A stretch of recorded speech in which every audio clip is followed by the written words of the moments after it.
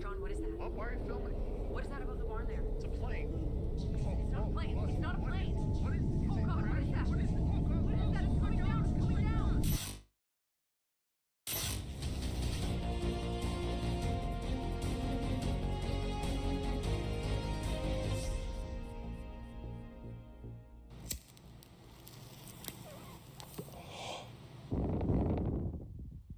Ha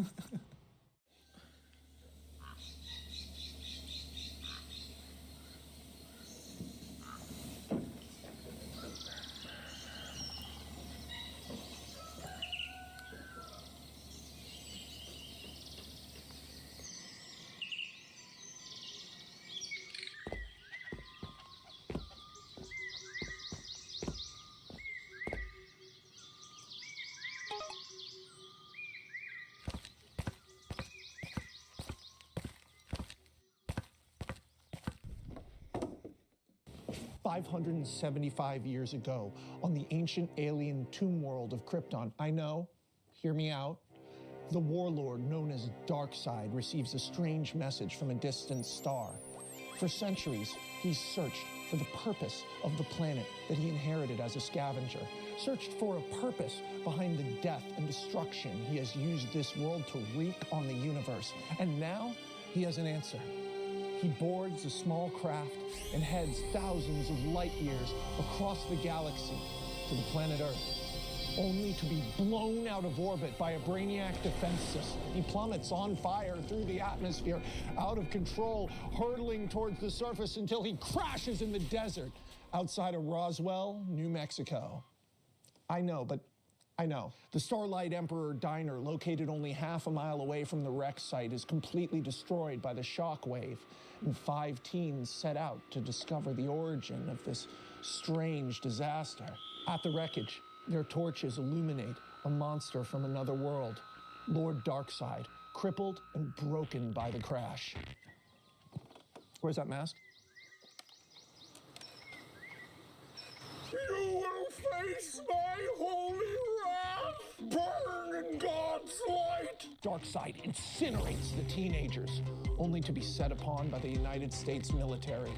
Injured beyond repair, Darkseid is overpowered and locked away in a government facility for testing and experimentation, crucified like the Messiah he believed himself to be, and picked apart by scientists for over 75 years. Why has my God forsaken me? Brainiac, save me!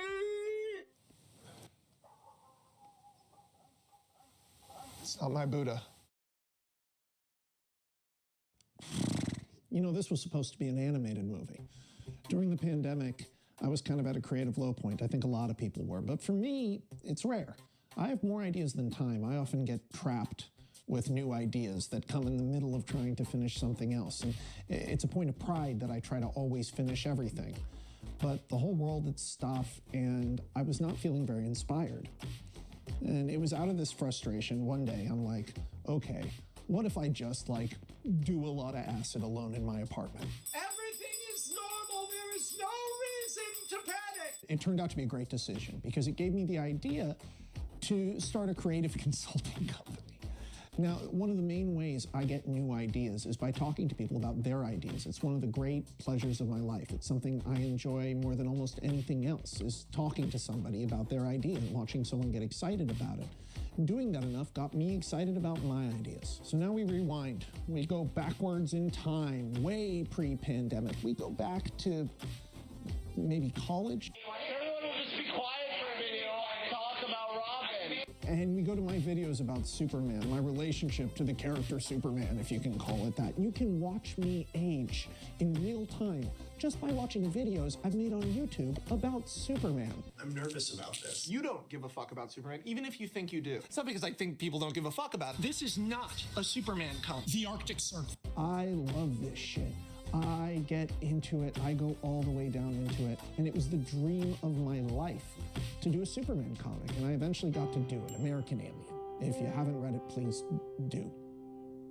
After I met this animator, David North, through my consulting program, I started to be like, well, couldn't I do like DC Comics story, but with the scale of a Game of Thrones that has a beginning, a middle, and an end? You get to see how the characters start, you get to see what happens to them in a linear way, and then at the end of it, they all face their fates, and you get to end the DC universe. And I'll do it all in this hour-long animated film. We even got as far as making like a full hour-long animatic, but then time started dragging on, and It was taking longer and longer than I thought it would, because it turns out for one guy who also has other jobs, animating a whole movie is actually pretty hard. So I started making YouTube videos because I already knew the whole thing in my head. The question was, how was I going to communicate that if I didn't have the animated film? So for all these videos, over the course of 4 years, I've been telling the story from my head.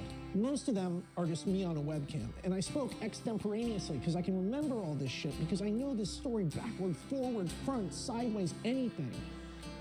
But for the end, I can't do it extemporaneously. So I wrote it down. This time, I wrote the whole thing down. Look at this. This is what we're doing today. I'm fucked. So it is with a large dose of humility, a very heavy binder, and more than a little bit of flop sweat that I present to you the final main story chapter of the Kryptonian epic, the end of Superman. Superman, the Starlight Emperor. Okay, where was I? I was, Metropolis.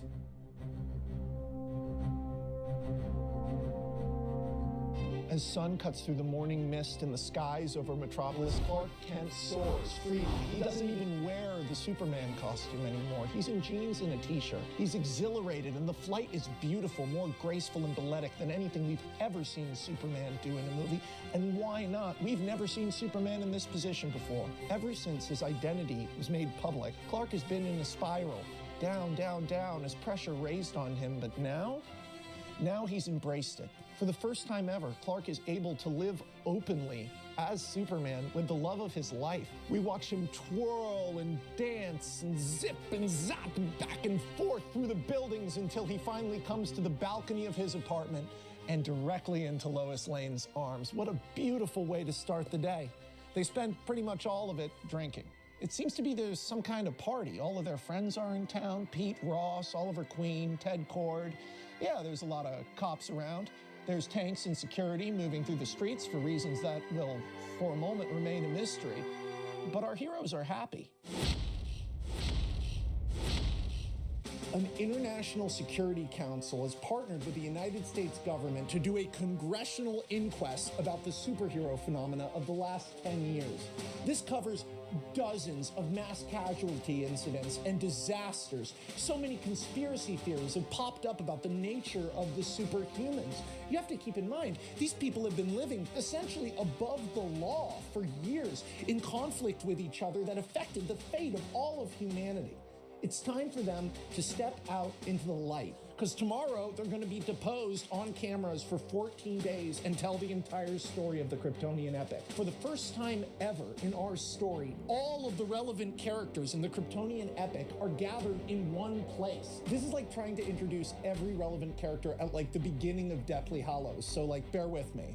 You've got Clark Kent, the man formerly known as Superman, a Kryptonian human hybrid who became a superhero vigilante. Arthur Curry, arguably the most powerful being on Earth, a man born into a cult and a former eco-terrorist. Also, of course, you have Diana of Themyscira, FKA the Wonder Woman, who only recently has broken loose from Lex Luthor's control to discover that she is actually the last of the Amazons. You also have things that have been in the news for years, like the Techno-Utopia and Bloodhaven, built by Ted Cord, who's been revealed to be the Blue Beetle. Ted himself just wants to come out into the light and be honest about the choices he made in Bloodhaven and why he made them. But he's not the only existing public figure who has interacted with the superhero phenomenon and kept their role a secret from the public. You have Lois Lane, who hid the identities of multiple superpowered vigilantes. You have Dick Grayson, who was the ward and heir to Bruce Wayne, one of the richest men in the world, who is still missing. You have Jimmy Olsen,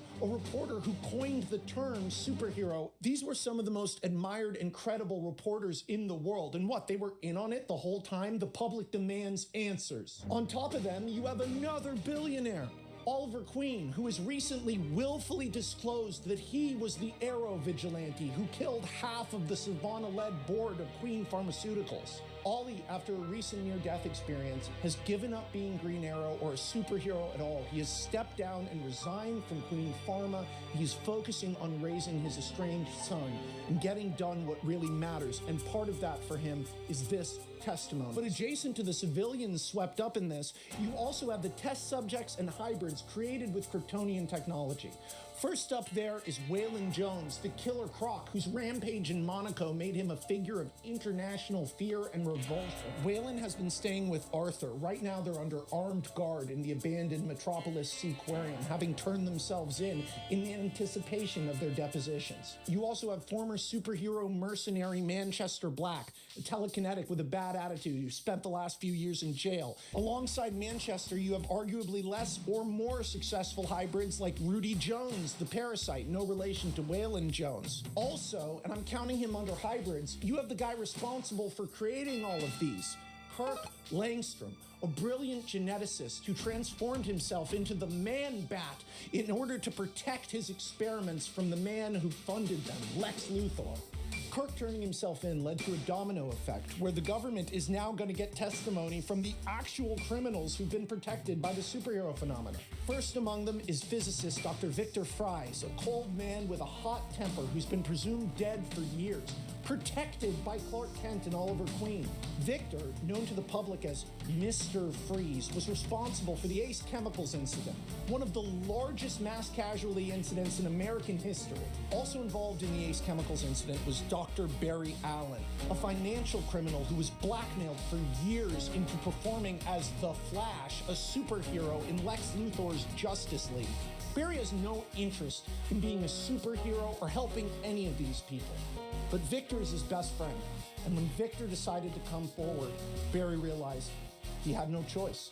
Last, and perhaps most notorious amongst the actual criminals, is Edward Nygma. Eddie is known to the public as the Riddler, a serial killer in Gotham who came after the board of Queen Pharmaceutical around the same time as the Arrow killings. What the world doesn't know is that after his crimes, Eddie was recruited by Clark Kent into the society and has functionally served as their strategic brain of operations for the last 5 years.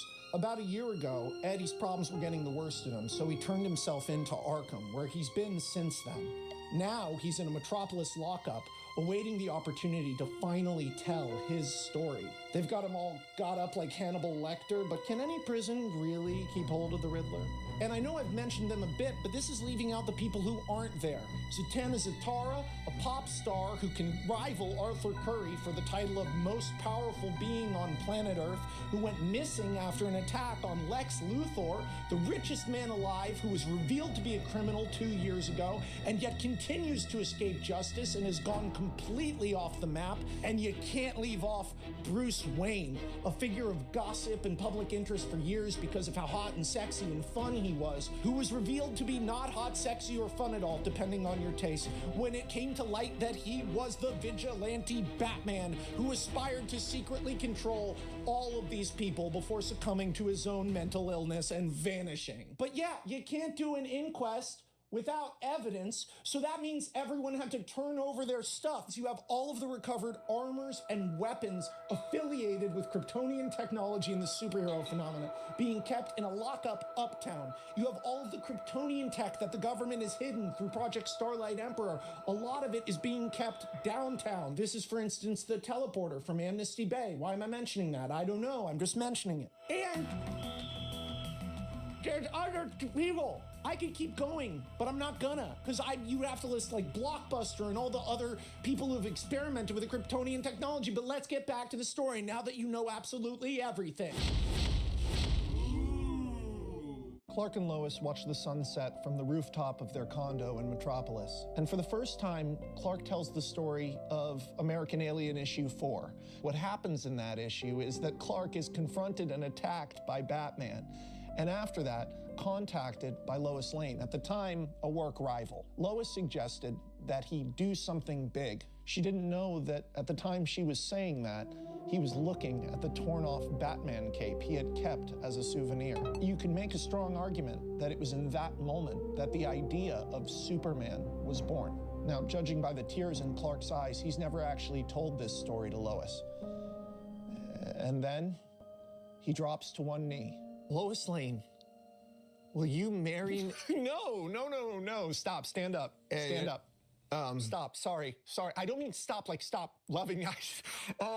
No, not now, Clark, for the press. I would have said yes anytime in the last 8 years. But on the eve of the biggest moment of our life, this moment will be written about in history books 300 years from now. And I'd really like to just be Lois Lane for it, you know? I would rather not be Superman's fiance. No, that's actually super. So after or before? Yes. Now, technically, yes, but no. I love you. I love you. I love you. Don't cry. Don't cry. Stand up. Yeah. Okay. So situations like that aren't terrifically uncommon in the relationship. It resolves quickly, and they make love on the top of the building. It's so beautiful.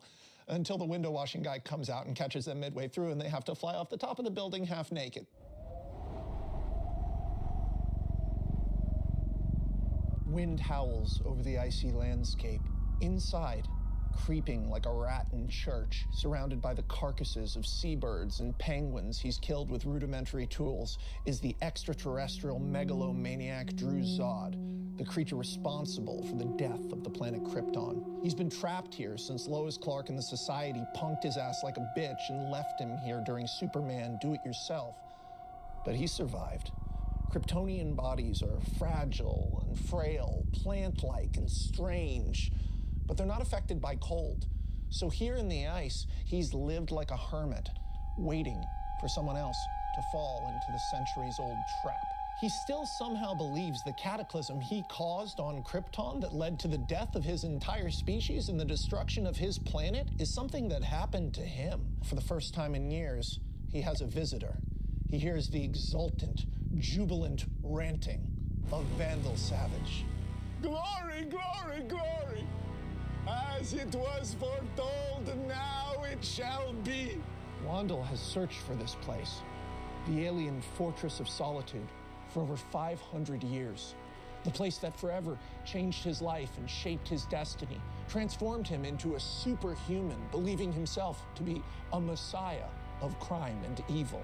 He is in a state of religious euphoria as the fortress comes to life, electricity and energy arcing through the walls of ice as it opens to greet him.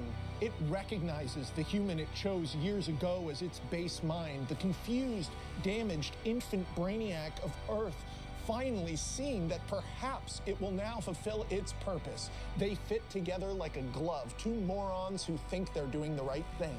Lex Luthor is in a different situation, once the most powerful man alive. Now he's dragged on a leash like a dog. He's grown a beard, his eyes are sunken. He's become thin, pale, and sallow. For the entirety of his life, Alexander Lex Luthor has justified his actions, from the breathtakingly benevolent to the genocidally monstrous, with the idea that one day there would be a version of himself that would make it all worth it, that would show everyone that he was without equal, a man without peers, that his decisions could not be judged by other people because they simply were not at his level. Alexander the Great, Ozymandias, Albert Einstein, world shakers, world changers. That's who Lex believed he would be. But now, a prisoner of Vandal Savage, Lex can't help but find himself thinking about Zatanna, the witch girl who he had kept prisoner in a very similar way. All of his plans, his designs on defeating Superman and taking over the world have turned to ash in the hands of a lunatic who has forced him to go from secret LexCorp facility to secret LexCorp facility, collecting weapons and research that would finally lead Wandel here. Zod lurks in the icy tunnels above them, watching Wandel and Lex make their way slowly deeper and deeper into the fortress. And this is kind of weird because we've actually, for the first time ever, got 3 of the primary antagonists of the Kryptonian epic in the same place. Zod makes a ludicrously stupid attempt to physically overpower Vandal Savage. And Vandal Savage beats the high holy fuck out of Zod. He's throwing him around left, right. Luthor tries to run away. Wandel just yanks him back like a fucking chihuahua. So now you got 2 of the biggest egos in the entire Kryptonian epic, 2 of the most important beings ever to live on their planets, being slapped around by essentially a homeless guy with a messiah complex. The Brainiac nanites in Wandel's blood translate Zod's Kryptonian babbling. You are an angel. You will open the gate. You will lead the way to heaven. You don't understand. That's not a gate to You Krypton. will do it, or you will die like the rest of the angels. Why are you calling me an angel? Wandel flings Zod down, seizing control of the infant Brainiac and responding to its base mind. The ancient intelligence opens the icy gates to the obsidian energy doorway into the Phantom Zone. What is that? A gateway! A gateway, my friend! To heaven! The last of the super hybrids, the creatures that massacred the Kryptonians, begins to emerge from the Phantom Zone, 45 feet tall, with black energy falling off of it like black tar dripping off of a mastodon. And now we go up to the stratosphere, where Green Lantern Abin Sur receives a terrifying message. For 500 years, Earth has been under quarantine by the Green Lanterns, an intergalactic peacekeeping force. See, about 500 years ago, the last Kryptonian pod landed here. And less than a century ago, the notorious alien warlord Darkseid disappeared onto Earth, never to be seen again. For these reasons, it's best that they don't involve themselves. Earth is a powder keg waiting for a spark. Abin Sur sees that the Kryptonian base on Earth has been activated. As he soars in, he sees Zod running out. Help me, please. They've unleashed the creature. If you're wondering what Abin Sur looks like, he's like a purple space cop with a big purple head. He finds that the lights in the fortress have gone out. He sees a human, a bald one he doesn't recognize, trying to operate the Kryptonian technology, and he hears insane laughter echoing throughout the halls. Lit by his glowing green ring, Aubin Sur makes his way deeper, not realizing that a massive shape is creeping towards him from behind out of the darkness. Human, step away from the panels. You don't understand. Then you'll have to explain. I don't imagine I'll have time. Look behind you. The super hybrid launches out of the darkness and grabs the noble space policeman by the head and legs and rips him in half, showering Luther with his alien innards. In Metropolis, the Navy SEALs and Marines assigned to guard all of the confiscated Kryptonian human technology are in shock and confusion as several pieces of it whir to life, activated by the now operating base mind. At 1:45 a.m. in Midtown Metropolis, an explosion is heard. A pillar of smoke and fire erupts from the building housing the Kryptonian technology. There's the noise of gunfire and screaming, and then a bellowing, thunderous roar. Carried through the Kryptonian technology, a monster has stepped into the city. 45 feet of gray flesh pockmarked with bone spikes and a massive chomping mouth that jaws soundlessly. This creature is known in the Kryptonian epic as the super hybrid. But when Dan Jurgens created this concept, he had one name in mind: Doomsday.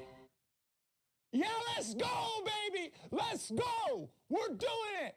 We're doing it! Doomsday in the Kryptonian epic now! We're doing it! We made it! Oh, fuck, I got so much to do still. Oh, fuck! 75 solar systems away. For the first time in centuries, Brainiac 13, the malevolent superintelligence that controls the rotting zombified corpse of the planet Krypton, receives a signal. A super hybrid has been located. Brainiac 13's single-minded quest to destroy the super hybrids is what led to the death of Krypton. And it is still on that holy crusade. It activates the hyperlight engines of the ancient planet and transports Krypton directly into low Earth orbit.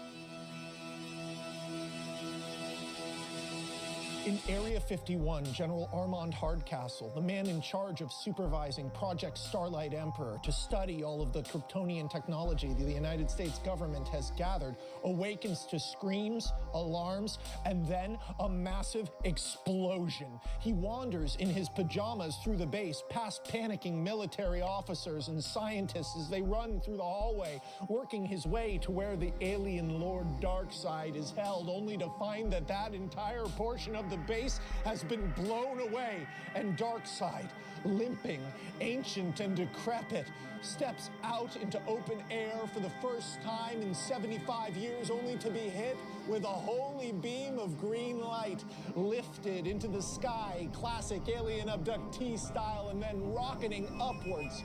Armand follows his captive warlord as he rises further and further away, up into the sky, but the sky is not there. In the entire Western Hemisphere of planet Earth, the sky has been replaced by the surface of Krypton, a dead world, an ugly world covered in ever-burning fires. If you look up, you are looking at hell.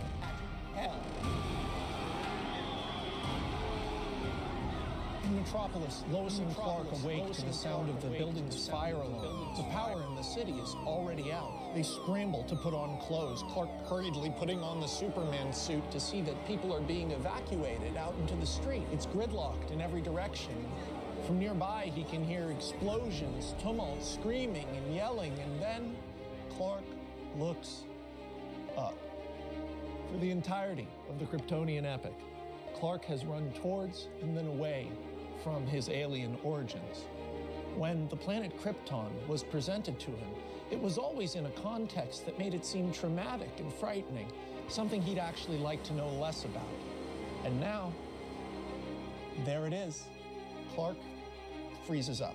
In the moment where the world would most need Superman, Clark Kent goes into shock and becomes a rattled, muttering shell being ushered by Lois down the stairs alongside the other evacuating people, and then swept into a tide of humanity wandering in confusion and fear out into the street. Ted Kord and Tracy Garrett are just as confused as anyone else as they wander down a hotel escalator alongside hundreds of other people, all of them trying to get their cell phones to work, but nothing does. He spots Pete Ross and Diana the Wonder Woman through the crowd in the hotel lobby. People are surging, trampling over each other, and Ted has to pull people to safety. This guy's a superhero even in his off hours. Pete is in sweatpants, and he's now full-on dating Diana. Dating someone a full foot taller than you is kind of a big order, but he's from Kansas, he can take it. They're built strong.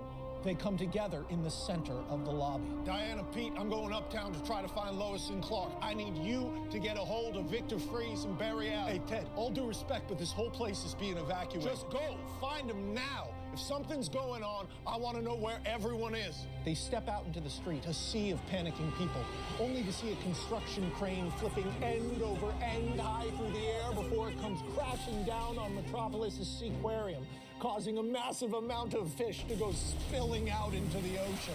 Waylon Jones is terrified. He looks up into the sky at the alien planet, totally bewildered, as frightened as anyone else. But Arthur is strangely calm. You see, this all matches up. He was raised in a cult that told him this would happen, that he would be the Messiah that defeats an evil entity from space. That seems like an evil entity from space. Everything he'd been deprogrammed from is now being shown to him in startling scale. It can't be. It can't all be true. Clark and Lois are funneled with the crowd of people out into Straczynski Square, where they see Ted rushing towards them through the crowd, waving his arms. We gotta get to the lockup, get our weapons out, the Beetle suit, everything. Ted, all of that is being guarded by the FBI, the CIA, and like 1,000 soldiers. We're not going to be able to just Postmates our stuff back to us. There's a thunderous, bellowing roar, and a building about a half a mile south of them cracks in half and hits the building next to it, causing a domino effect of skyscrapers toppling over into an expanding cloud of dust, debris, and ruin. Clark floats up above the teeming mass of people, a startling image of one person looking one direction while everyone else rushes another. And Lois reaches out and grabs his ankle. Ted? Take Lois. No, you can't just tell him to take me, no! Ted has to physically overpower Lois to pry her off Clark's leg as he floats higher. Ted and Clark exchange one last look. Hey, Clark. I love you, man. We're all with you. Clark nods once and then launches into the air. He wants to do it the way Bruce Wayne would have done it. Every move has to be perfect. He's not going to let the world end tonight. Doing the fights is just always so frustrating because some of the dialogue in the fights, I'm doing it off the top of my head. I'm doing it from memory. I'm trying to capture it. I'm trying to act it. I'm trying to perform it while I'm sitting in a chair. Look at his chair. Does this chair lend itself to a big, giant, fucking city-destroying fight scene? I mean, what we're doing is already essentially a spoken audio book, so come on, fuck it. Okay, man, let's go charge a camp. Clark floats up to the tops of the buildings, only to see a dark shape approaching through the clouds of dust and debris. It's Kirk Langstrom, the Man-Bat. The two of them swoop low over Metropolis's South Bay. Clark can see 100 car crashes happening at once, people being run over by motorcycles and trampled by crowds, debris crushing people, and fires growing in number and intensity. It looks like a fucking meteor hit, and this part of the city did not have time to evacuate. It's like someone poured water on an anthill, people running everywhere. Clark floats down into the cloud of ash and smoke that now consumes a fifth of the city. There's something moving down there, something individually attacking people. The shape becomes clear. First, just a silhouette, a relatively small body comprised almost entirely of a gaping mouth filled with jagged, misshapen teeth, framed by two red eyes and gnarled tufts of white hair, long and elegant limbs clumsily designed by some insane god for smashing, ripping, and tearing, 5-foot-long talons dangling at the end of each one. The final survivor of Krypton's war between monsters and machines now stands over a fallen statue of Abraham Lincoln, crushing a group of people beneath one of its massive feet, blood and viscera spraying out in all directions. Clark hovers in front of it, mortified with terror, disgust, and awe in equal measure. Before he can decide on a reaction, the creature notices him and lets out a bellowing roar that blows his hair back and blocks out all other sound, shatters windows, and sends flecks of spittle and crunched human gore onto Clark. Fuck that, bitch. Superman time. Clark accelerates to 3 times the speed of sound in a space of less than 20 feet, hitting the monster so hard that it is sent rolling and flailing like a bowling ball half a mile backwards into Metropolis's warehouse district. Clark uses his own Blue Beetle communicator. Send everyone. Send anyone. I think it's already getting up. Indeed, the creature is already running back towards Clark, using its path of destruction as a kind of runway as it charges at 300 miles an hour before launching bonelessly into the air and swatting Clark down, his body punching through the pavement, through the subway system, into the sewers. Clark lays motionless with raw sewage running over him. His civilian clothes are mostly destroyed, and he realizes that small arcs of fire and electricity are now going all over his body. He was just hit harder than he's ever been hit. Using X-ray vision to look through himself, he can see that 2 of his ribs are cracked, and the electromagnetic field that gives Clark his superhuman abilities is undergoing some kind of catalytic reaction. But that thing is already crawling down the hole in the street, snapping its jaws and lunging at Clark. Clark, using the flying abilities we've watched him hone throughout the epic, now pushes them to a balletic extreme, zipping, dipping, and dodging around the rampaging monster, battling it through the sewage systems and the subway tunnels, and eventually sending it crashing into an underground parking lot. Instead of fighting the monster, Clark uses his eye beams to kill all the support pillars, causing the entire parking lot to collapse inward on the creature. You ever driven into one of those underground parking structures and gotten deeper and deeper and you're like, I hope there's not an earthquake and it all collapses and I'm buried under rubble? Well, it's happening here. Clark flies up through the collapsing parking structure, dodging rubble and grabbing people as they fall, throwing them to safety, holding 3 different cars as he launches back out into the nightmare disco of police emergency lights and directionless, terrified, dust-covered, blood-stained people. But the rubble is already moving. This thing is already digging itself out. Meanwhile, across town, Lois Lane and Ted Kord arrive at the secure facility where all of the weapons and technology involved in the congressional inquest are being stored, only to discover that Victor Fries is already there, shouting profanity at the military guards. Get out of my way! Give me my technology, you stupid freaks! The world is ending! Victor, aren't you supposed to have some kind of security detail? Ha! They ran away! But now everyone is coagulating at the secure facility. Everyone knows that this is where all the tech is. Jimmy Olsen arrives with Diana and Oliver Queen, who just had his son privately airlifted out of the city. Things break down rapidly. The Marines are out of contact with their superiors and don't know what to do, and now they're being confronted by a small group of the most famous people on Earth, and it gets physical. We got Diana and Ollie brawling with about 50 Marines out front, and then the secure gates of the facility roll open, and out steps Edward Nygma, still in his Arkham Asylum jumpsuit. Just behind him is former Robin, Dick Grayson, wearing sweatpants and no shirt, having been roused from a dead sleep by Eddie after he immediately broke out from his guards once he figured out something bad was going on. Dick helped Eddie break into the stockpile because, of course, Eddie predicted that everybody would come here because the heroes would need their weapons. The remaining military stand down, receiving a direct order from Amanda Waller, as Lois, filled with adrenaline and rattled, hears reports of Superman brawling with some kind of monster. At a hotel in Midtown, Rudy Jones, the man known to the world as the Parasite, wakes up to the hotel being evacuated. Rudy's a former addict who was part of a program that got turned into a super baby to absorb energy. Have you even been following the Kryptonian epic? What are you even doing here? Rudy is forced along with the crowds briefly by the police and paramedics before breaking free to walk towards the sounds of destruction and death. At a penthouse apartment on the east side, Pete Ross uses a little bit of that Kansas charm and also a loaded gun to get past the panicking NSA agents who are guarding Barry Allen and his family. He confronts Barry in his kitchen, and Barry refuses to offer any help at all. In Barry's mind, he's won. We're going to Mars. We're going past Mars. We're going to be able to put a sandwich in the hand of any hungry child on Earth. There is zero fucking reason for him to put on armor and fight a monster. There is no reason for Barry Allen to be a superhero.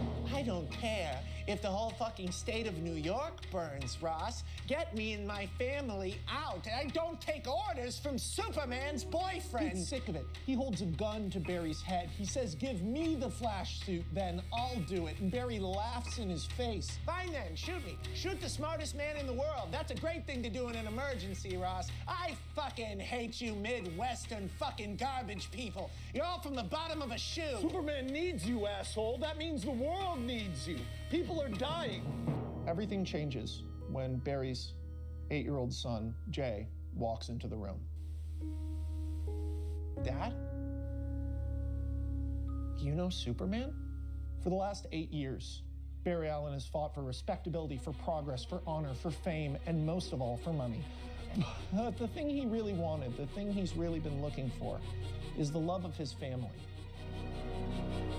Of course I know Superman, Jay. I'm the Flash. Downtown, Doomsday is gripping onto Clark in its mouth, dragging him through buildings and shopping malls, crashing as they smash into each other wildly through skyscrapers until they plummet through the roof of Metropolis's hockey stadium, crashing into the ice with such violence that the scoreboards and lighting rigging fall down onto the empty stands as shattered ice explodes in every direction. Clark rips one of the teeth from Doomsday's mouth and then shoves it into Doomsday's eye and drop kicks him with such force that the monster's body collapses the concourse of the stadium. Clark once again scans his own body and sees injuries he's never had before: torn muscles, ripped ligaments, and cracked bones. The left side of his face is starting to swell up like a UFC fighter. This thing's paws are like wrecking balls, and it swings them in such a way that even if you dodge one, there's another one coming. The world's most dangerous, wacky, waving, inflatable arm tube man. Clark is noticing more of those arcs of electricity now as Doomsday digs itself out of yet another pile of rubble. Clark has to pout out a fire that is starting from one of his bleeding cuts. His wounds are leaking electricity, cobwebs of it between his fingers. He's so distracted by the fires on his own body that he doesn't even notice Doomsday coming towards him until Kirk Langstrom swoops down and plucks Clark up, dropping him off in the bleachers. You've been Superman for a few years now. I thought you'd be doing better than this. Clark, just run, it'll kill you. You didn't leave me, and I'm not leaving you, Mr. Kent. I did a thermal scan of the entire city from the air. We've got to take it south. There's the least amount of civilians there. Clark and Langstrom launch into the sky, Superman and Man-Bat, as the monster leaps after them, ricocheting between buildings, some of which collapse from the impact as Doomsday springs off of them.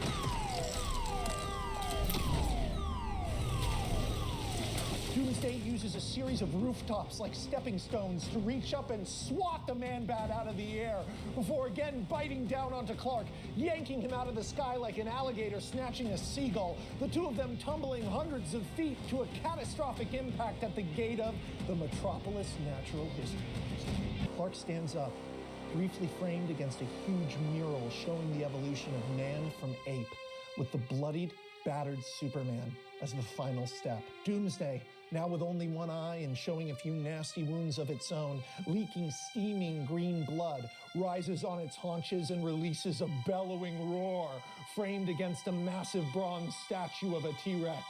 I told you, Kent. A prophecy. It was always a prophecy. Holy fuck! It's Arthur Curry, the Aquaman, just to the west of the monster, coming out of the bay. Waylon Jones, the Killer Croc, close behind him. You stop picking fights out of your weight class, kid.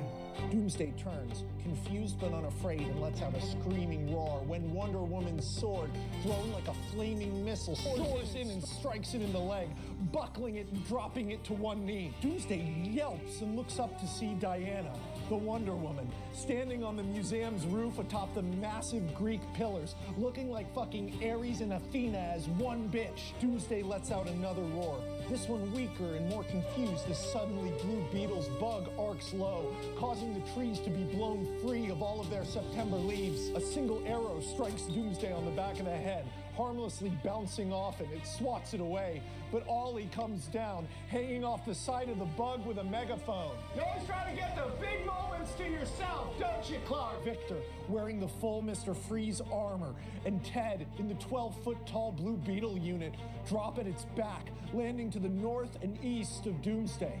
Rudy Jones, still in his hotel bathrobe, comes crashing into the pavilion on a stolen police motorcycle and moves in front of Clark. Doomsday begins another defiant roar, but is cut off when the clouds above him crackle with purple energy, and Zatanna, surrounded by spectral monsters made of smoke and energy, floats down towards the super hybrid, causing bolt after bolt of purple electricity to strike around it. Doomsday yelps and backs up, afraid, but those bolts are not striking it. They're striking Rudy as the parasite grows to a towering 300 feet tall, dwarfing Doomsday, cracking the concrete beneath him. There's a moment of tense silence. Clark and Z lock eyes. Spitting blood. Clark creates an opened arms gesture of welcome to his adopted little sister before letting out a delighted laugh.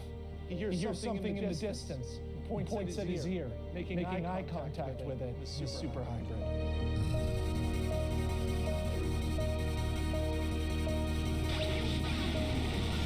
The Flash collides with the super hybrid at 600 miles an hour, causing them both to be engulfed in a ball of fire, crashing through the entire Natural History Museum.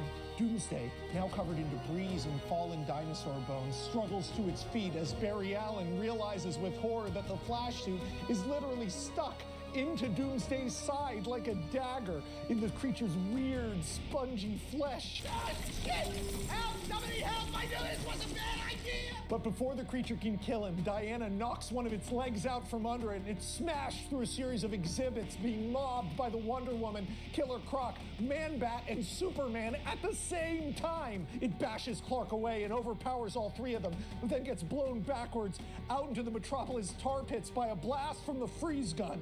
Covered in frost, Doomsday staggers in agony and attempts to attack Victor, but the Blue Beetle armor plows into it, electrocuting the creature before driving it further into the tar pits. Zatanna swoops low and throws a ball of light, which lights the tar pits on fire, consuming the dazed monster in white-hot supernatural flames. But this backfires as Doomsday's flailing frees it from the tar pits and sends flaming tar splashing all over our heroes. Doomsday has to swat away Clark again before it's attacked in tandem by Aquaman and Wonder Woman, both of them shrugging off flaming tar. They look like fucking gods, but Doomsday is just too strong. It flings itself into the air in an effort to escape and rushes down into the Metropolis canal system, jumping from boat to boat as they collapse under its weight. Victor Freeze again fires the ice gun, freezing the water under Doomsday's feet and trapping it ankle deep. Oh, Victor, thank God! Get me out of this fucking thing! See? I've got you, Barry. Stay calm. Victor tries to save Barry, but can't quite reach him as Doomsday escapes again, swatting Victor aside and pummeling the Blue Beetle.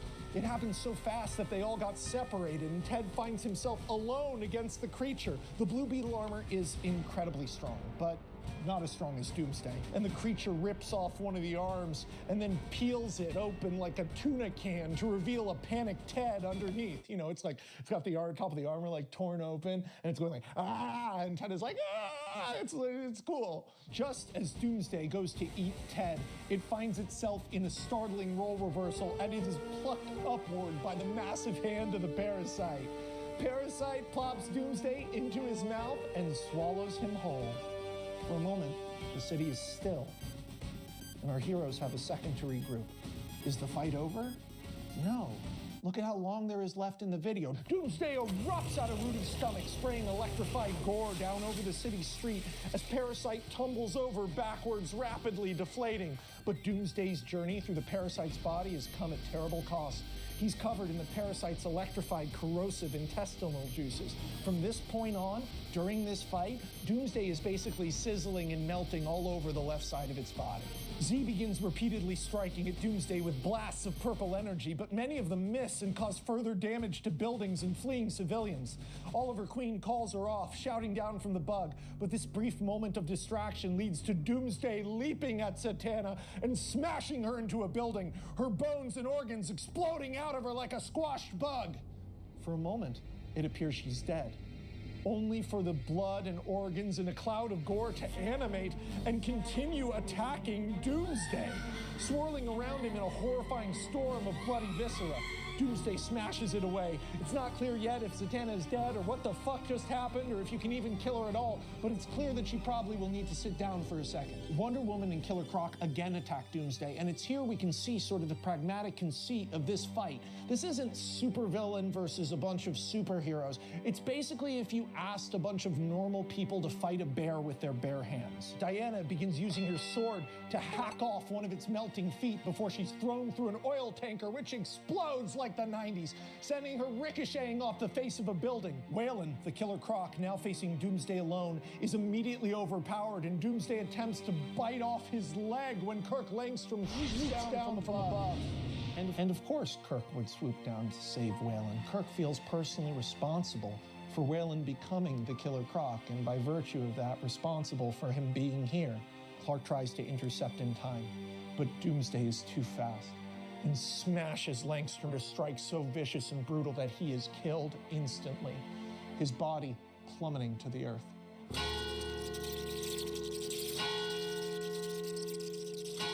Dr. Kirk Ian Langstrom, one of the 4 smartest people on the planet, is now dead. To save his research, to help the future of humanity from falling into the hands of a psychopath that he had wrongly trusted, Kirk transformed himself into a monster, destroyed his own already damaged reputation, and went on the run. Kirk Langstrom had never been in a fight before. He's never even thrown a punch. He'd never even really gotten drunk before. In college, they called him Sweet Kirk. Him showing up here in Metropolis on this day for this fight is as clean a portrait of a life well lived as could ever be made. Did Kirk make mistakes? Lots of them. But without him, this world's just gonna be a little bit dark. Clark, enraged, goes fucking crazy on Doomsday, tearing out more of its teeth, ripping off some of its claws, and lighting it on fire with his eye beams. But it's still not enough. Doomsday grabs Clark out of the air and flings him to the ground and begins pounding his head like a sledgehammer, knocking out several of his teeth, shattering his orbital bone, cracking his collarbone before Doomsday is blasted away again by the ice gun. Of course, even though there's no backup, Victor would move to save Clark. He credits Clark with saving him at the Ace Chemicals disaster. He credits Clark with him being able to continue his work with Barry. He owes Clark everything. And that's how much he'll risk. Victor, you fucking idiot! Get out of here! Run! Run! Barry watches, helpless, as Doomsday leaps at Victor Fries, crushing him and his revolutionary ice gun under one of its pummeling claws.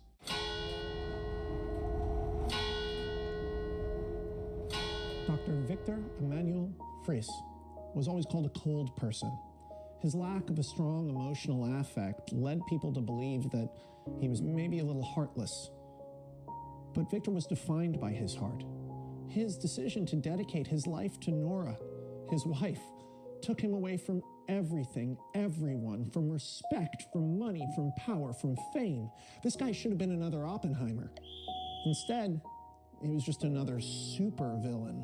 The Ace Chemicals incident in this world is as consequential as 9/11, the moon landing, or the assassination of JFK. It's a pivot point in the entire Kryptonian epic. And it all happens because Victor wouldn't listen to Lex's bullshit, wouldn't be manipulated or bullied by a man he thought was a small thief. Like most people who worked with Luthor, in one way or another, Victor became a monster. But he died a hero.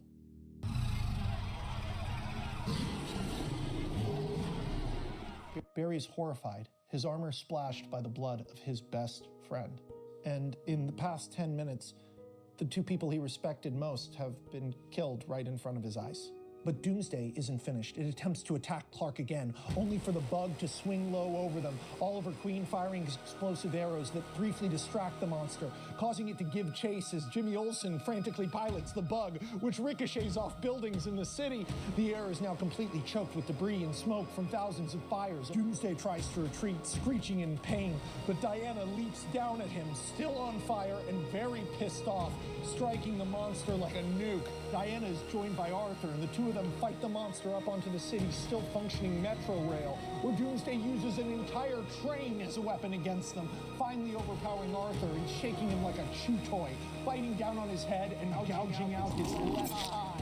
In an attempt to save her adoptive brother, Diana wedges her entire body into Doomsday's jaws to push it open, but they snap closed, severing her left arm completely before knocking her flying into the air. If Wonder Woman comes down at this angle, it's gonna be bad for her, but mid-fall, holy shit, it's Batman.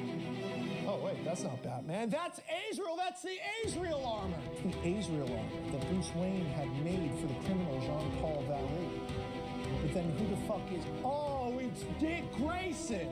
Fuck yeah, man! He's got the Azrael armor out of lockup, and he saved Wonder Woman's life. He's achieving his destiny. Robin is finally Batman for about 10 seconds before Doomsday smashes the armor, sending Dick careening backwards, crushed to the pavement, the armor permanently damaged and destroyed. It was a nice moment, though. Oliver fires a grappling hook down from the bug to rescue Dick Grayson. But now they're in the fucking scene from Jurassic Park, with Dick Grayson in the shattered Azrael armor dangling like a fishing lure from the bottom of the hovercraft as it smashes through billboards and plunges through telephone wires, the monster's snatching mouth inches behind. Clark, still dazed and bleeding, watches from a higher vantage point. He realizes that this thing isn't going to stop. It's missing its foot, it's melting, part of its brain is clearly permanently frozen because it's like limping and walking all weird and twitches. Its jaw is broken and it's missing most of its teeth. But this thing isn't even close to done. Something's got to give, or they will lose. Clark knows what he needs to do. He swoops in on the still recovering monster, but it bats him away, sending him straight through a building, the impact sending dozens of people falling with him as they plummet down towards the sidewalk. There's no way he can catch them all, but electricity has started to crackle down and around his entire body. And without touching them, Clark expands his electromagnetic field, surrounding the falling people, softly catching and lifting the people telekinetically, and for a moment, these terrified Metropolis citizens fly alongside Superman before he gently deposits them on the ground. Clark barely even notices his wounds are all now leaking fire and electricity as he rockets back towards Doomsday and grabs hold of Barry Allen. The flash suit is malfunctioning, but Clark jams his hand in under the kick pad of one of the suit's feet. Barry Allen activates the flash suit from inside Doomsday, breaking into a run out of it that vaporizes the flash technology but blows Doomsday clean in half. Clark is sent flipping backwards, end over end, dazed and covered in arcs of burning electricity, blood all over him, his suit so torn that he's practically naked. His arm that he used to trigger the flash suit is twisted and broken and hanging at his side at a crooked angle. He reaches up and sees that the flash suit's explosion has sheared off part of his face and lips and torn the eyelid off his eye. But the top half of Doomsday is already getting up. You can't fucking stop this thing. There is only one way. A wave of heat ripples around Clark and electricity crackles in the air before two pinpoint beams blast out of his eyes into Doomsday's remaining eye. But they don't stay narrow for long. Clark's eye sockets burst into flame, lighting his entire head on fire like the wick of a candle. His eye beams expand from graceful lasers into hellish flamethrowers. It's like he's got hot lava crying out of his eyes. It lights up the entire night as his face burns away into ash like paper, revealing his screaming, flaming, black skull. An entire half of Doomsday's head is incinerated, and the creature stops moving. Clark's body collapses backwards, and he lays motionless, the front of his head hollowed out, a muddled pile of ashes and embers. Superman is dead. Clark Kent wondered his whole life where he came from, what it meant to be him. He thought so much about identity and purpose. The feelings of alienation and pain that breed contempt and anger in so many people for Clark bred something beautiful. They created the idea of Superman, a person who could use the privilege of power to be freed from the fears and anxieties that cause humans to do evil. He followed that path all the way to his dying day. Never saw Krypton, never learned where he came from. Superman is dead. Clark's mutilated corpse lies amongst fire and rubble, Buildings are still collapsing all over downtown Metropolis from structural damage. The shadow of a helicopter sweeps over the body. It's the Daily Planet news chopper. Landing a helicopter in South Metropolis right now is akin to landing it in a war zone, but Lois doesn't care. Before it's even able to land, she jumps 15 feet and then scrambles to the body of the love of her life. At first, there's no reaction, no emotion. She can't touch it. And then, just as she summons up the courage to reach out and touch Clark, his body begins convulsing, and then, ew, gross, fleshy flowers sprout all over his body. David Cronenberg, yuck, petals with veins in them. Now the Blue Beetle's bug is landing, and Ted and Dick and Jimmy and Ollie rush to Lois's side, all stopping short when they discover the disgusting, twitching garden that has blossomed from their dead friend. They're silent. Even Ollie, who never shuts the fuck up, is at a loss for words. There's snow in the air. It's 11th and Snyder Street, the origin of Doomsday's rampage, where they were keeping the Kryptonian tech. The building has essentially been blown in half with dead soldiers and government personnel everywhere. But the most staggering thing isn't the scale of the death and destruction.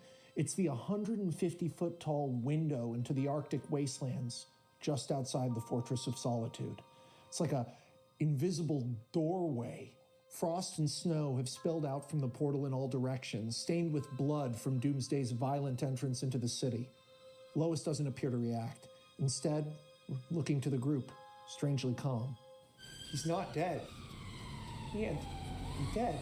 There's things growing out of him. He's still alive in there. Diana and Arthur are more injured than they've ever been in their entire lives. Barry Allen has been knocked into a coma by the explosion of the Flash suit. All the communications in the city are down. And other than the sounds of the Arctic wind and the howls of the sirens, the night is eerily quiet. There, through the ice. We'll take him through. It responded to him. Remember, it remembered him. It knew him. There will be technology there that Lois, people here need our help. We can't just leave. take him to the thing from his home world. Oh, Lois, come on. And it'll fix him. It has to fix him. His fucking head is gone, bro. Pete Ross arrives with Edward Nygma, and we get one last really iconic image of Eddie here driving a stolen cop car. Eddie and Pete, upon seeing Clark, are initially so devastated that they become silent. Lois has, for the first time in the entire Kryptonian epic, a full-blown meltdown. She begins sobbing, begging Clark's assembled friends, calling out for Arthur and Diana and Z, all of whom are both far away and incapacitated. And Lois collapses on her knees, cradling the twisted, deformed vegetable patch that was the man that wanted to be her fiancé. Gentlemen, I appreciate your magnanimous desire to help the citizens of Metropolis. Yet separate from Lois's emotional point, might I pose a question? What if another one of these things comes through there? I would say the most sensible, logical, reasonable course of action, since the United States military, paramedics, fire department, police will be busy here in the city, would be us going through. And I think we lose nothing by bringing Clark with us. The second Eddie presents a valid reason to go through the portal, it doesn't take much convincing. It is immediately evident that every single motherfucker there desperately wants to believe that what Lois is saying is true. Fuck it. All right, you idiots, we're going back to Antarctica. Ted gets everyone together into the bug, putting Clark on a gurney and gently moving him in, but as this happens, we sort of get a better idea of the sheer scale of destruction caused by Doomsday tonight.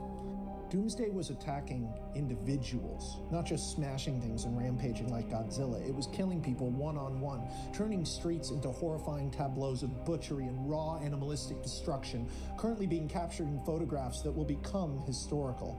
Ted manages to find Z, having reconstituted herself, lying unconscious in a crater where Doomsday crushed her. He's not able to communicate with her. She's still sort of goo and gore. Z is still a wanted fugitive. Not that that really matters when the whole city's on fire. The Flash suit is destroyed, and the richest man alive, Barry Allen, is missing.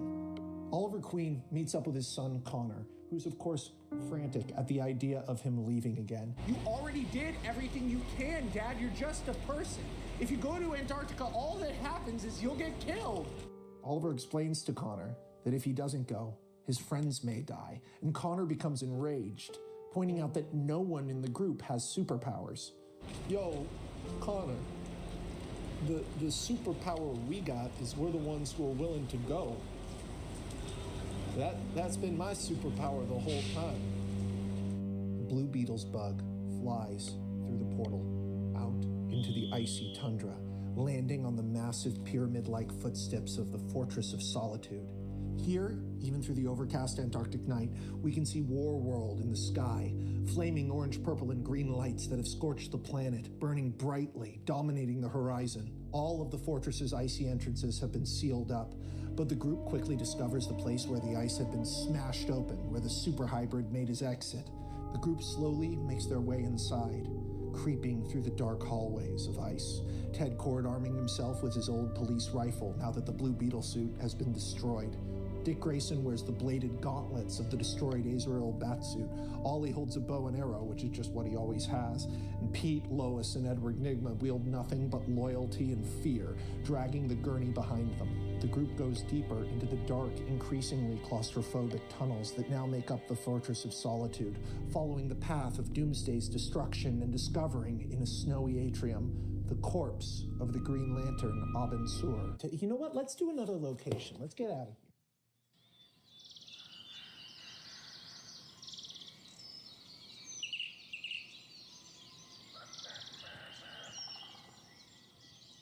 The group continues into the dark, somewhat claustrophobic tunnels of the Fortress of Solitude, coming across the torn-apart body of Abin Sur. It's almost like a haunted house, a dark ice fortress with alien guts all over the wall, and you have to keep in mind none of these people have a frame of reference for the Green Lanterns. None of them have ever seen an alien that even looked like this before.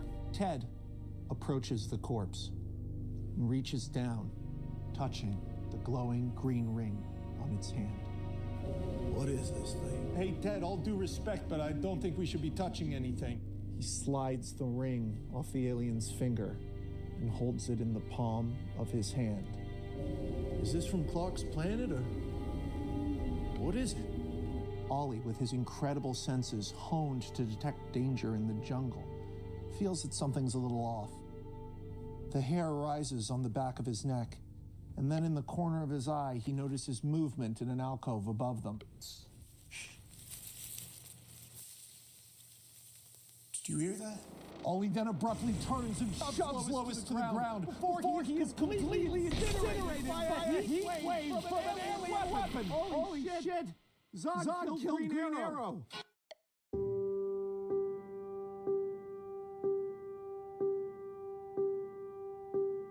That's tough. That's really tough. Oliver Queen died 3 times. Once in a plane crash on a deserted island where he fought for his life for over a year, fought for the lives of the other survivors, shed away the arrogance and the selfishness, rebuilt himself in the image of a hero. He did all that without ever wanting to be Green Arrow. But once he tasted, well, he couldn't give it up.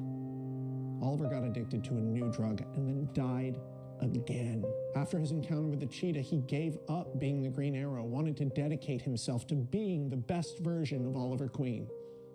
And he only got about 8 months of that before he was killed by an enemy he didn't know, couldn't understand, in a moment he couldn't possibly have anticipated. Ted Cord instantaneously tosses Pete the ring and fires his rifle up at Zod, striking him in one of his tentacles, causing the next ray gun shot to go wild, the heat beam gouging a canyon in the ice chamber, which Dick Grayson tumbles into, falling down into the lower levels of the fortress. Ted returns fire, taking cover, and Zod shoots again, this time directly at Pete. Pete Ross is going to die when the ring pops out of his palm, wraps around his finger, then projects a sparkling wall of emerald energy. The heat rays deflected harmlessly, punching another hole out into the blizzard of the night sky of the fortress's ceiling, and Pete is thrown backwards by the fiery impact, falling into the same chasm as Dick Grayson. Get Clark out of the chamber! Lois and Eddie drag Clark's corpse away on the gurney into another tunnel as Ted returns fire at Zod. Now, Zod is not a soldier, and Ted is. So now that the element of surprise has dissipated, Zod runs away like the little bitch he is. Ted chases Zod out into the massive main chamber of the fortress, firing again and again, hitting the alien in its back and its slug-like legless torso. Kryptonians, when they get shot, it's kind of like you shot a plant or a tree. It does damage, but it can't quite compare to the damage that it would do to a mammal like you and me. That being said, Zod does not like getting shot, and it does not feel good, so he hides behind the same translation array he used to talk to Clark in Superman Do-It-Yourself. Please, this is just a misunderstanding. I can help you save your planet. I surrender. Do you think I'm fucking stupid? Ted fires directly through the translation computer, striking Zod and sending him tumbling off the platform, where he scurries desperately to a tunnel exiting the Fortress of Solitude out into the blizzard. And Ted is faced with a decision here. If he lets Zod go, there's no telling what he'd do next. But he needs to stay to help his friends. He dials Zatanna on his Blue Beetle communicator, knowing she'll never receive it. Hey, Z, it's Ted. It's a bad situation up here. But I want to let you know I'm proud of you for coming back and for everything you did in Bloodhaven, for everything you've done. I love you, kid.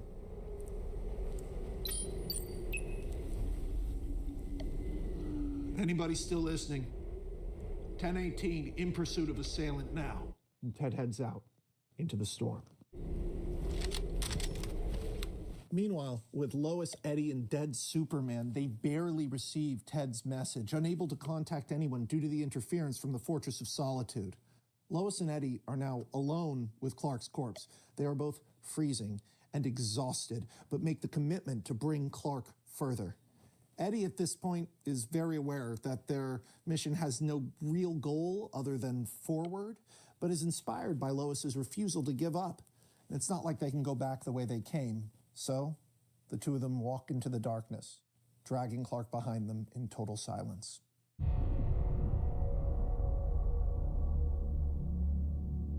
Outside, in the blizzard, there's near zero visibility, but Ted follows traces of purple sap in the snow to catch up with Zod.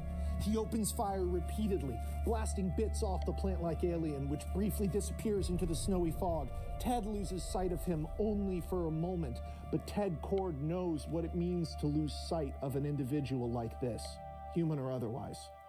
There's a noise behind him, and Ted Kord simply drops his rifle into the snow, and in a flash of light, he is reduced to ashes.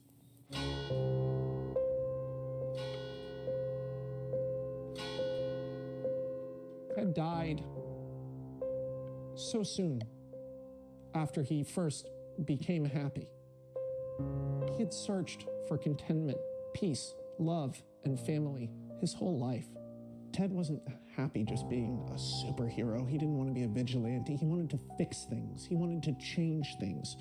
A beat cop, a guy who was giving noise complaints and traffic tickets, changed the world. He died doing what he did best, chasing down a criminal, never giving up, making the world just a little easier for everybody who doesn't have superpowers. Rest in peace, Ted. Eddie and Lois have dragged Clark's corpse higher and higher into the parapets of the Fortress of Solitude, where they discover a massive holographic screen made three-dimensional within a wall of ice. It's not quite a hologram because you're looking at a wall of ice, but it has more depth than a traditional television because the ice is thicker. So basically the way the technology works, I'm sorry, I'll get back to it. They can see endless streams of data running down as Brainiac 13, the psychotic and dangerous Brainiac on Krypton, communicates with the infant, damaged Brainiac of Earth. Eddie correctly identifies what's happening, saying the two alien computers are fighting with each other in confusion, but there's no control panels or interface of any kind. It's a dead end, and they both know it. Lois finally starts to give up. slouching down over Clark's body. And that's when the translation panel starts to spark to life, forming up out of ice from the floor. You fools! You don't know that your pawns in the destiny of the greatest being ever to live. Me. Look at what you've done. You brought my victory directly to me. Zod wins again! Zod, covered in his own thick, sappy purple blood, slithers onto the platform and attempts to blast his ray gun at Eddie and Lois. But riddled with damage from Ted's bullets, the ray gun explodes and blasts off Zod's arm.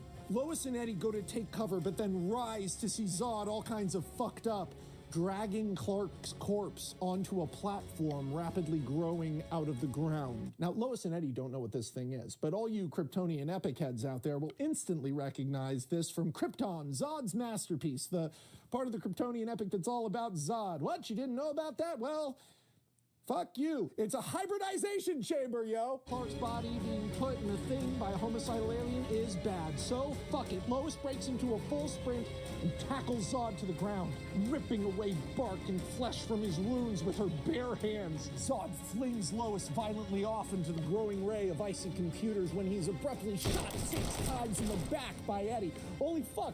Eddie had a gun this whole time. You can't trust the Riddler, man. This dude was supposed to be an insane asylum. Where'd he get that gun? But still, you're shooting a tree. Zod turns and grabs Eddie around the throat with his remaining tentacle, trying to strangle him. But Lois jumps on his back and starts stabbing him with one of Ollie's green arrows. Zod drives her head into the ground and screeches, stumbling back. He squirms over to Clark, crawling away from them, and gives Clark's body a final shove into the regeneration chamber, which instantaneously seals like a sarcophagus. Blades violently pierce into every inch of the corpse. Those like fleshy flowers pop and burst into blood and sap. Zod sinks down into a second hybridization chamber, rapidly forming in the ground beneath them. Zod rants as we watch Clark's body get disassembled into endless blood-red folding petals.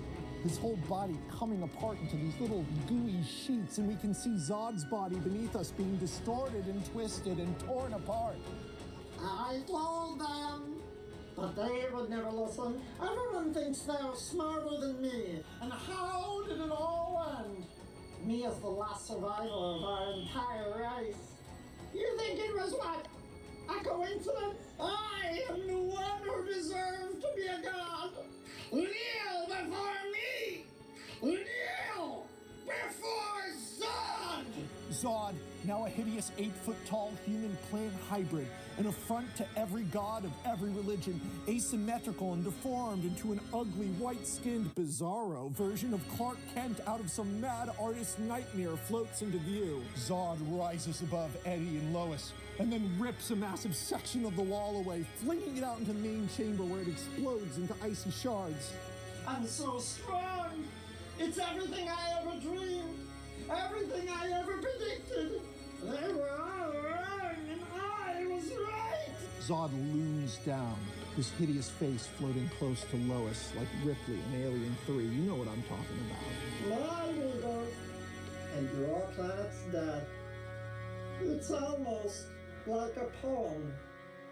It's almost like... Boom! The ice chamber behind Zod explodes, sending fragments everywhere. A leathery red cocoon, like an unbloomed rose, pops out into the chamber and begins to grotesquely wriggle and writhe. The cocoon snaps and beautifully unfurls, falling like robes over Clark Kent as he rises.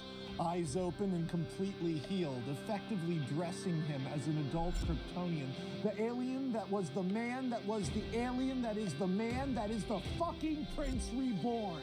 Was anyone really like he killed Superman in the middle of a thing called Superman, the Starlight Emperor? I don't fucking think so. Come on. Come on. What if I did, though? What if Clark was just dead? What if it was just over? What if he just got killed near the beginning and then there was still, you're like looking at it, you're like, there's more than an hour of this left. Why? Where was I? There was something important happening. This is one of Clark's most iconic looks in the epic. Full on like Alien, Dune, Balenciaga. After a moment, Lois, eyes wide, frozen tears stuck to her face, processes what's happening. What? You're alive? Clark smiles at her and then notices the monster version of himself floating nearby. What is that thing? Oh God, that's not supposed to be me, is it? Zod screams in anger and flies up, knocking Clark back out into the main atrium of the Fortress of Solitude, where the gate to the Phantom Zone still hangs open like a gaping black maw. Oh, fuck yeah, here we go. It's Clark Kent versus General Zod in the Fortress of Solitude. It's classic Superman shit. And now we're gonna get to have another epic fight. Here they go. It's gonna be crazy. Fight!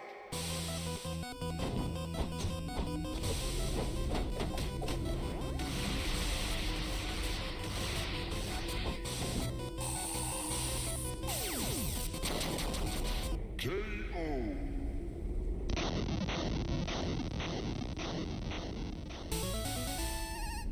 So it's just like Clark has been trained by Batman and Green Arrow and has been able to fly and be Superman for his whole life. Zod just got that now and has never been in a fight and almost just lost a fight to Lois and Eddie. Knocked on his ass and beaten to shit, the humbled Zod begs for mercy as Clark slowly backs him towards the gateway to the Phantom Zone. Please, no! I'm the last of your kind. If you kill me, you'll be alone. I'm not gonna kill you. I think you're going back where you came from. Clark uses his eye beams to cut the ground in front of Zod, slowly backing him up towards the extra-dimensional prison where he was trapped for years. Please, please. I'm scared. Please. Clark is Clark. You know, he's Superman. Like, despite himself, he's Superman. This guy's greatest weakness is that he's Superman. So, of course, this fucking idiot floats down to Zod, puts his hand on his shoulder, only for Zod to turn and grab him, blasting him with eye beams of his own, pushing Clark back towards the Phantom Gate. Zod begins to force Clark through the gate, dipping him into the oily black energy. You were confused. This isn't your story. It's mine. Zod freezes, releasing Clark, gagging on his own blood, a kryptonite blade having gone straight through the back of his neck and out the front of his head. Lex Luthor, trembling against the cold, emaciated from months of torture, bearded and insane-looking, holds a kryptonite spear that he has used to stab Zod. Zod breaks free for a moment, the spear hanging off of him like a fishing hook out of a fish's mouth. But...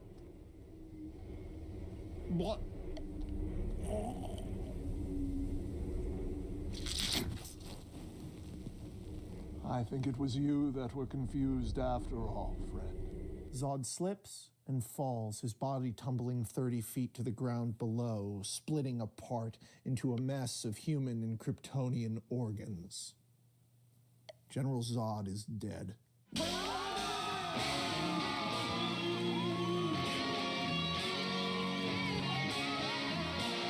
Yeah, thank God. General Zod is finally dead.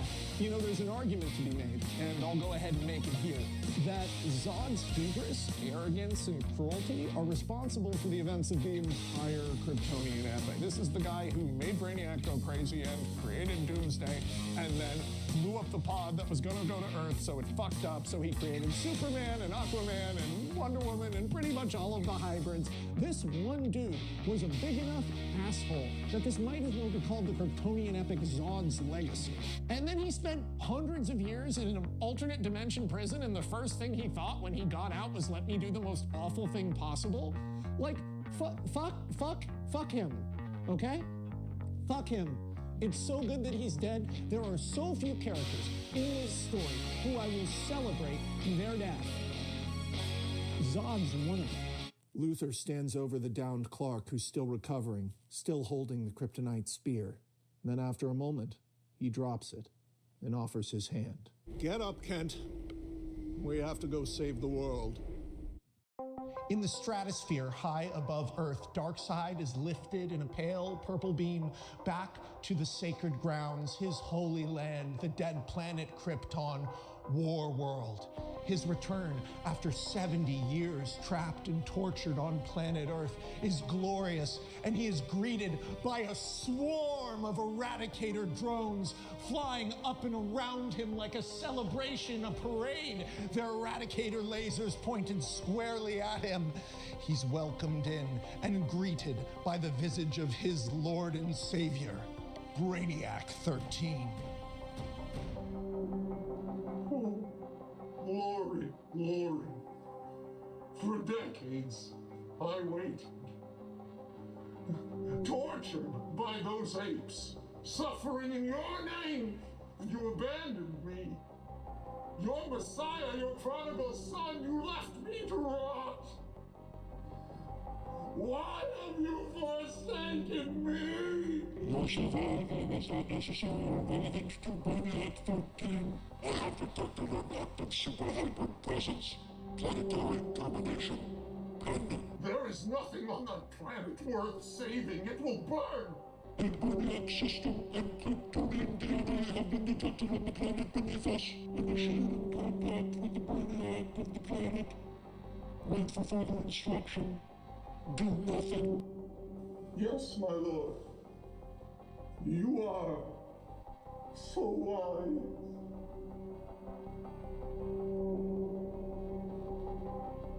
Now, Darkseid's a pathetic follower. He's a true believer, like Vandal Savage. Both of these guys are essentially violent scumbag criminals who extemporaneously, upon having an encounter with a super powerful alien intelligence, decided that it meant they were the chosen one.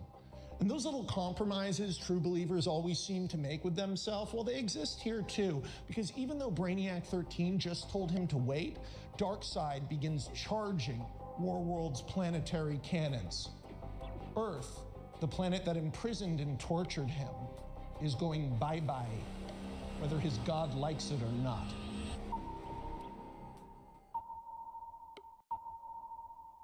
Back on Earth, Lex has been joined by Eddie, Lois, and also Dick Grayson and Pete, who managed to find their way back up. Clark is still disoriented, not just because Lex is here, but also because he was beaten to death by a monster and then brought back to life by someone who wanted to kill him, who he then watched be killed in front of him. So Clark is kind of like going through it. He's not in a problem-solving mode. He's more in a problem mentality. So when Lex suggests that he perhaps has a way to help them out of the situation, This isn't a time to let petty personal differences separate us and divide us. We're humans. We must unite together for humanity. Shut the fuck up. Explain to me why we shouldn't just kill you right now, man. Like I've waited to have you alone in a room for so long, and everybody here wants you dead. So explain to me what... Where is everybody? What... Lois reveals that they don't actually know where Ted is. He left chasing Zod. But Ollie is dead. Pete collapses. He's useless. One of his best friends was incinerated in front of him. The other one had died 3 hours before. Dick immediately heads off into the fortress in search of Ted. Luthor again urges them that now isn't the time. They can't focus on what they've lost. They have to push forward. What the fuck are you doing here, man? Why are you here? You want me to help you do anything? You caused all of this. You have tried to fucking murder me for 10 years, and now what? You killed someone else who was trying to murder me, so you're like first in line? Yeah. You want to skip the line? Yes. You're under my eyes right now. We're not friends. We're not allies. You are my prisoner, bitch. Kind of unbecoming language for Superman, don't you think? As Clark advances on Luthor, he's stopped when the infant Brainiac of Earth activates a super cool visual of the energy filling the crystallized structure in purple clouds. For the first time ever, Clark sees those 3 giant circles, melting pits of energy in the eyes of Brainiac. Brainiac identifies Clark as the last living Kryptonian and attempts to forcibly take him as its base mind, only for Eddie to immediately interject himself. This infant Brainiac's first base mind, Wendell Savage, abandoned. The second, Clark, ran away The third, Zod, barely knew how to work the fucking thing, so this computer has like a bad attachment disorder and immediately wraps Eddie in ice once he's accepted as the base mind. No, you're staying with me, mommy. Eddie is now in direct psionic communication with Brainiac. This thing's a computer. There's something wrong with it. It's damaged somehow. Brainiac, it's communicating with the one in the sky. It says it wants to destroy this planet to purge it of the super hybrid, and I'm assuming that's that thing you fought in Metropolis. It's still alive. It's a ticking clock before we're destroyed. We need to get it off of Earth. How are we supposed to do that? Clark, you're an alien man, right? Like, I don't suppose you have like a spaceship lying around somewhere, right, man? Actually, about that, I may have an answer to this riddle, Eddie. Back in Metropolis, Dr. Barry Allen is slowly waking up from his concussion. His leg is in a servo-assisted cast, but it's a sprain, not a break, and it takes him a moment to realize where he is. The richest man alive is in a parking lot next to hundreds of other people being triaged for their wounds in an impromptu hospital set up by emergency aid workers. Tents are going up, FEMA has finally arrived, and Barry is just another human being in an ocean of screaming, crying human beings. The full weight of everything Barry has experienced is settling in on him now. It's rare that you see Barry Allen lost for words, but as he limps amongst the people, he certainly feels smaller than he did yesterday. Barry's a narcissist, but he's not without feeling. He loves his family. He loves the 2 or 3 people he liked talking to on Earth, 2 of whom are now dead. The shock is settling in, and Barry is handling it about as well as you'd expect, which is to say not good at all.